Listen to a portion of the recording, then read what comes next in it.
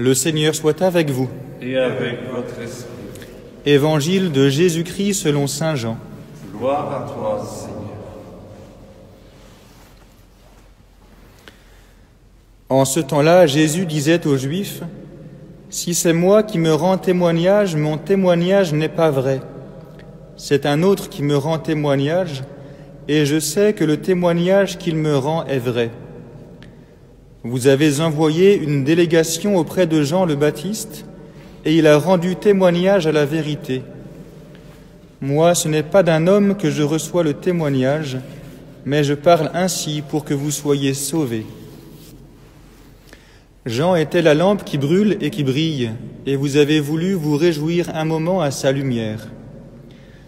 Mais j'ai pour moi un témoignage plus grand que celui de Jean. Ce sont les œuvres que le Père m'a donné d'accomplir. Les œuvres mêmes que je fais témoignent que le Père m'a envoyé. Et le Père qui m'a envoyé, lui, m'a rendu témoignage.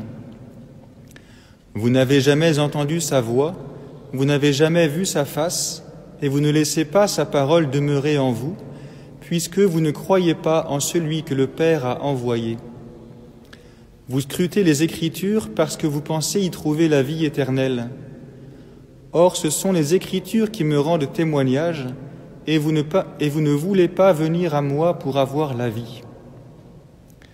La gloire, je ne la reçois pas des hommes, d'ailleurs je vous connais, vous n'avez pas en vous l'amour de Dieu. Moi, je suis venu au nom de mon Père, et vous ne me recevez pas. Qu'un autre vienne en son propre nom, celui-là vous le recevrez. Comment pourriez-vous croire, vous qui recevez votre gloire les uns des autres, et qui ne cherchez pas la gloire qui vient du Dieu unique? Ne pensez pas que c'est moi qui vous accuserai devant le Père. Votre accusateur, c'est Moïse, en qui vous avez mis votre espérance.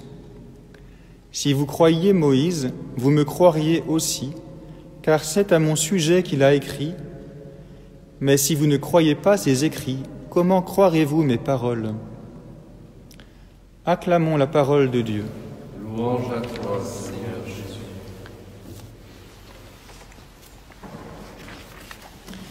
Frères et sœurs, depuis ce 4e dimanche de Carême, c'est une deuxième partie du Carême qui s'est ouverte à nous, puisque nous lisons désormais chaque jour de la semaine l'évangile de saint Jean.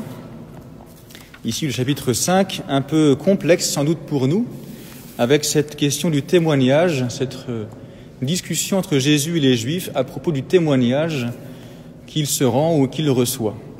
Pour comprendre l'importance du témoignage, il faut se placer dans le contexte de la culture orale qui est celle de Jésus, qui n'est pas une culture de l'écrit.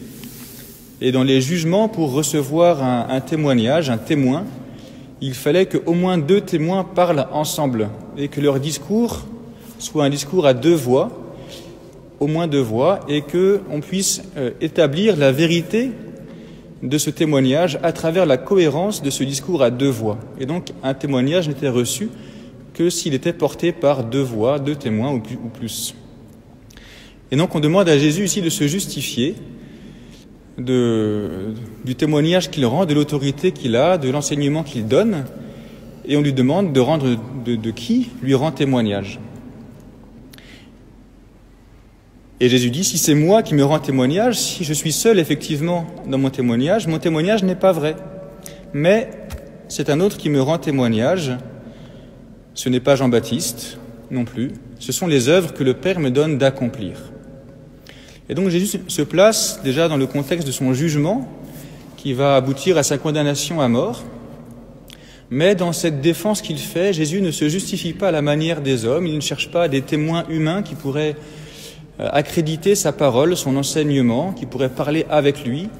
L'enseignement de Jésus, il est au-dessus de tout ça, il est au-dessus de tout le monde, au-dessus de tout enseignement, et le seul qui peut rendre témoignage avec Jésus, c'est Dieu lui-même.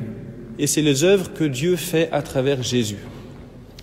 Dans ce temps de confinement, on a, pour beaucoup d'entre nous, l'occasion d'approfondir, de passer plus de temps à écouter la parole de Dieu, à lire la parole de Dieu. Essayons de la lire comme celle qui donne la vie, pas seulement une parole à scruter, comme faisaient les Juifs à cette époque-là, qui connaissaient par cœur la loi de Moïse, qui scrutaient les Écritures, mais qui ne trouvaient pas la vie.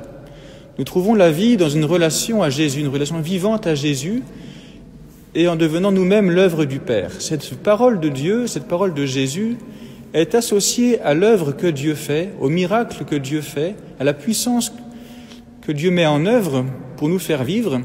Et quand nous avons ce rapport à l'Écriture, à la parole de Jésus, nous avons en fait un accès à l'œuvre de Dieu, à l'action de Dieu qui nous transforme.